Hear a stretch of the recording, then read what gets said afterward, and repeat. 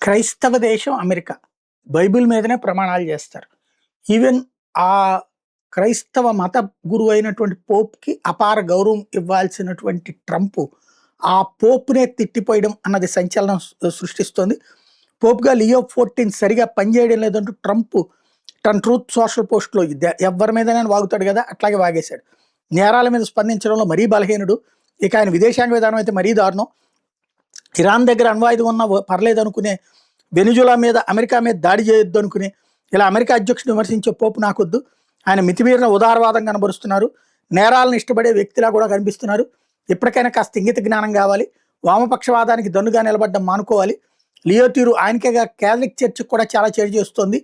ఆయన ఎప్పటికైనా రాజకీయ నాయకుడిగా ప్రవర్తించడం అని గొప్ప పోపుగా రాణించడం మీద దృష్టి పెడితే మంచిది. నేనైతే పోప్ లియోకి అస్సలు అభిమాని కాదు. నా వల్లే ఆయనకు పోప్ పదవి దక్కింది. లియో పేరు తొలుత చర్చి పరిశీలనలో కూడా లేదు.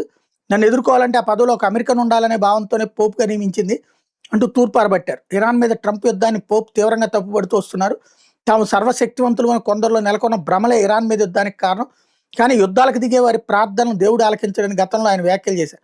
ఇరాన్ నాగరికతనే నాశనం చేస్తున్న ట్రంప్ బెదిరింపులను కూడా తీవ్రంగా తప్పుపెట్టారు. ఇక్కడ అణుబాంబులు ఉన్నాయి, కరెక్టే. అమెరికా దగ్గర కూడా అణుబాంబులు ఉన్నాయి కదా.